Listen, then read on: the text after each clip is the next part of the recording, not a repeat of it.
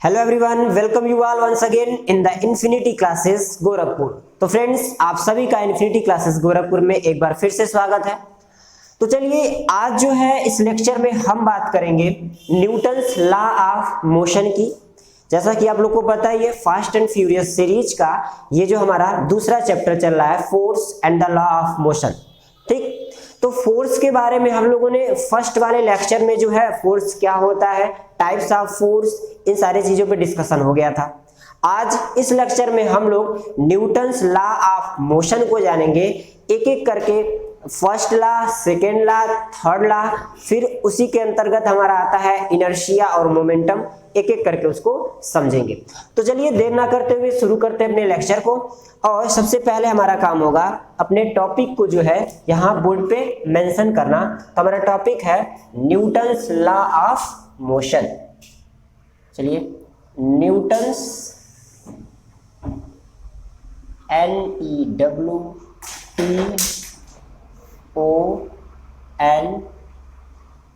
Newton's LAW law, OF of motion, MOTIO,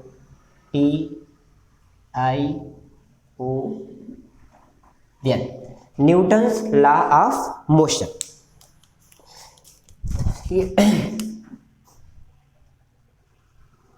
Newton's law of motion शुरू करते हैं। Newton's law of motion पहले जो है आया कहां से, किस तरह से जो है, मतलब किस कॉन्सेप्ट को जो है लेकर के न्यूटन साहब ने जो है ये लॉ जो है न्यूटन का तीनों दिया था। तो थोड़ी सी बात करेंगे गैलीलियो जो साइंटिस्ट थे हमारे, उनके बारे में। तो गैलीलियो ने क्या किया था, बहुत सारे ऑब्जर्वेशंस, एक्सपेरिमेंट करने के बाद एक बात कही थी कि हर एक ऑब्जेक्ट के अंदर एक नेचुरल टेंडेंसी होती है। वो टेंडेंसी किस चीज की होती है कि वो अपने पोजीशन को बनाए रखता है। मतलब अगर वो स्टेट ऑफ रेस्ट में है, स्टेट ऑफ मोशन में है, तो अपने पोजीशन को जब वो चेंज कोई करना चाहता है किसी एक्सटर्नल फोर्स के थ्रू, तो उसको रेजिस्ट करता है, यानी कि उसका विरोध करता है।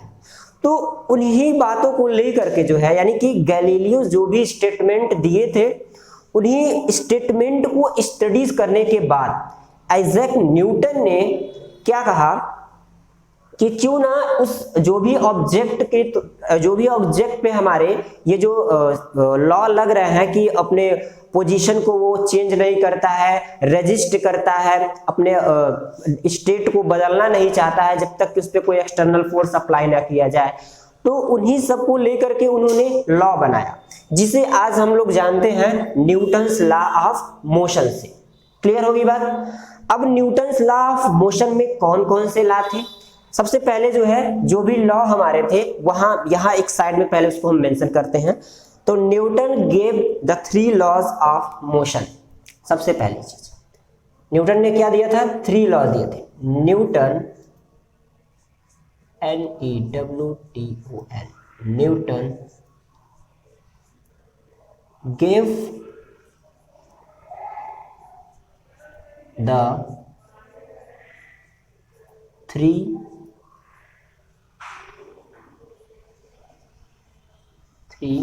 laws of motion।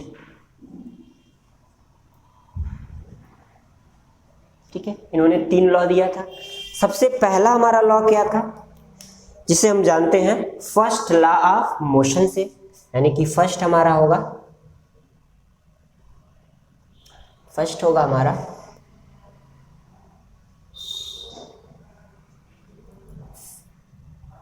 न्यूटन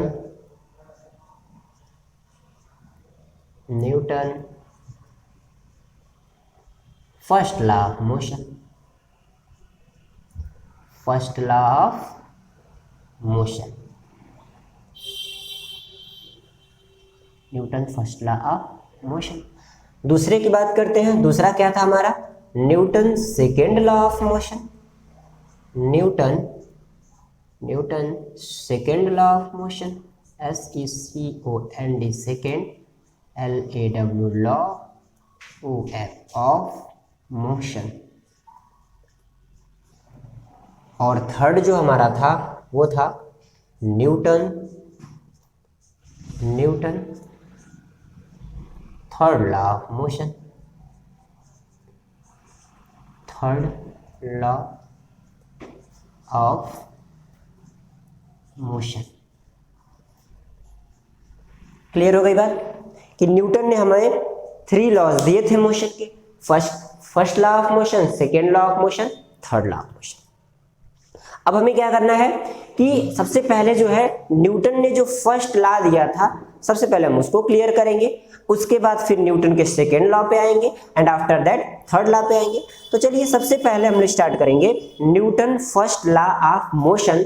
इनका जो है डेफिनेशन क्या था, या in first law of motion में स्टेटमेंट क्या दिया था न्यूटन ने, उसको जो है हम लोग यहाँ क्लियर करेंगे। ठीक है, न्यूटन के फर्स्ट लॉ को,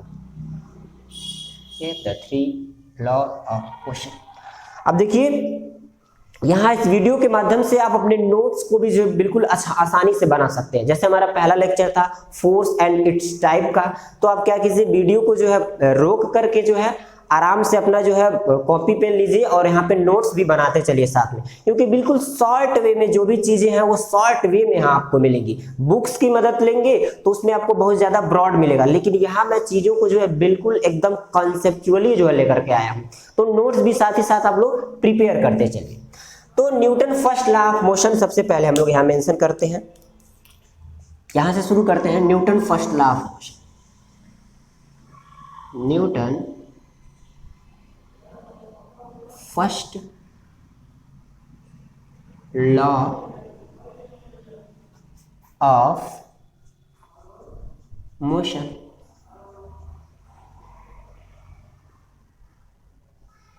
Newton first law of motion.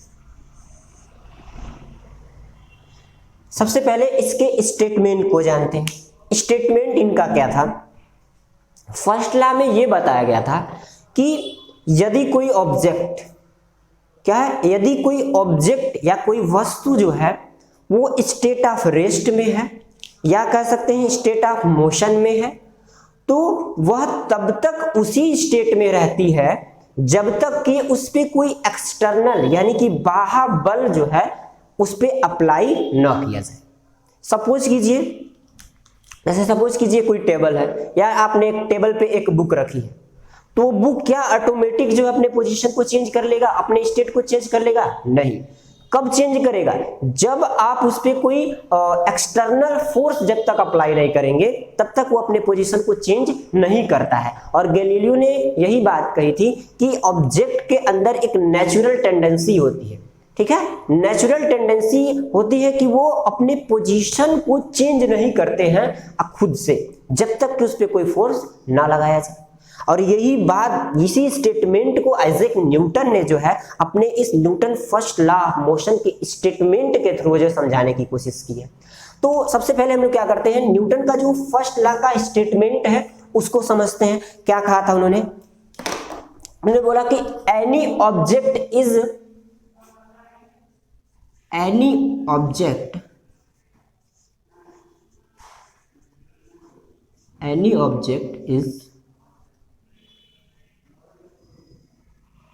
remains, any object is at rest कह सकते हैं, any object is at rest, any object is at rest, या फिर कहा जा सकता है in the state of or in the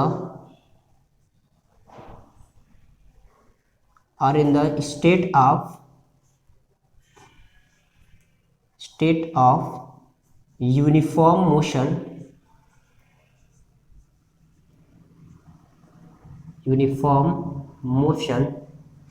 ठीक।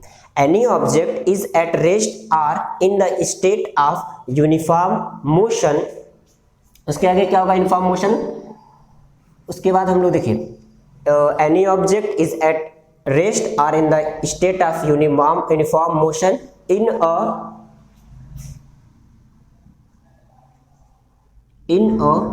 Straight line in a straight line. क्या होगा, वो स्ट्रेट लाइन में ही रहेगा, uniform motion in a straight line. कब तक, जब तक कि उस पर कोई एक्सटर्नल फोर्स अप्लाई न किया जाए। या कह सकते हैं state of rest or in object of any object in motion will continue in the motion, यानी कि वो लगातार क्या होगा, अगर रेस्ट में है तो रेस्ट में रहेगा, अगर वो मोशन में है तो मोशन में रहेगा। इस पे थोड़ा सा हम लोग चेंजिंग कर लेते हैं, or in the state of uniform motion continuously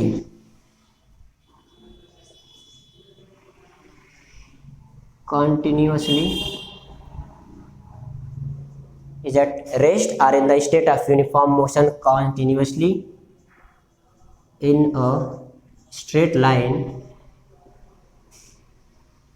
STRAIGST, straight line, until it is compelled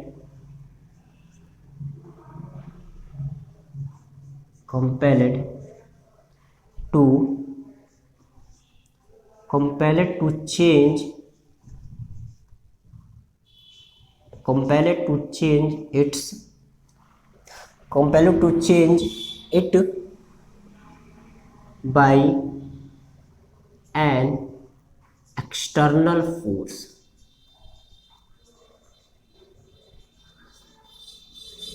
ठीक है, compelled to change it by an external force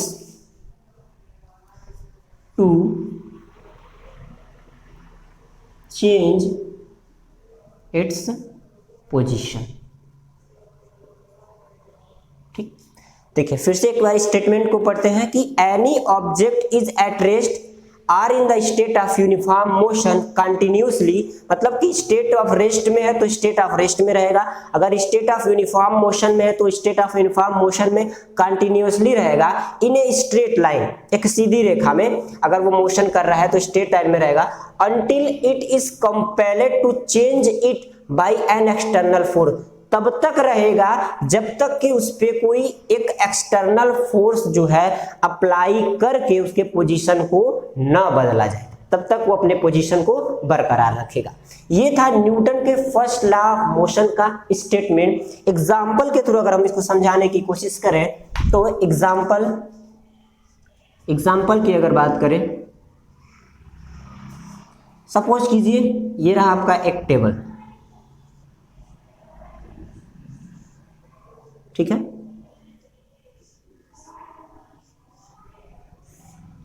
table पे आपने एक यहां पे बुक रखी है, टेबल पे आपने क्या किया, एक बुक रखा है, तो क्या ये बुक ऑटोमेटिक अपने पोजीशन को चेंज कर लेगा? आप ही बताइए, ये अगर ये टेबल है, ये टेबल के ऊपर एक बुक है, तो क्या बुक ऑटोमेटिक अपने पोजीशन को चेंज कर पाएगा? नहीं। कब करेगा? जब तक आप इस पे कोई फोर्स यानी एक्सटर्नल फोर्स किसी भी डायरेक्शन से अप्लाई नहीं करते हैं, तब तक ये अपने पोजीशन को चेंज नहीं करेगा। और गैलीलियो और न्यूटन का स्टेटमेंट यही कहता है कि ऑब्जेक्ट के अंदर, हर एक ऑब्जेक्ट के अंदर एक नेचुरल टेंडेंसी होती है अपने पोजीशन को बनाए रखने की। तो ये था हमारा Newton first law of motion का स्टेटमेंट विद एग्जांपल। इसका आप एग्जांपल जो है डेली लाइफ में भी जो है देखने को आपको मिलेगा। इसी में Newton first law of motion में दो टर्म्स आते हैं हमारे, इनर्शिया और एक आता है मोमेंटम। इनर्शिया और मोमेंटम, ध्यान दीजिएगा, यहां लिखते हैं दो टर्म्स हमारे आते हैं Newton first law of motion में। Newton first law of motion, Newton first law of motion में दो चीजें हमें स्टडी करनी है। सबसे पहला चीज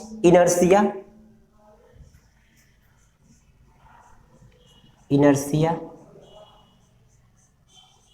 और दूसरा हमारा आएगा मोमेंटम।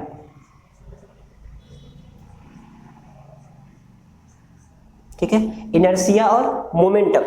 एक यहां जरूरी बात जान लीजिए कि न्यूटन के फर्स्ट लॉ ऑफ मोशन को ही जो है लॉ ऑफ इनर्शिया भी कहा जाता है।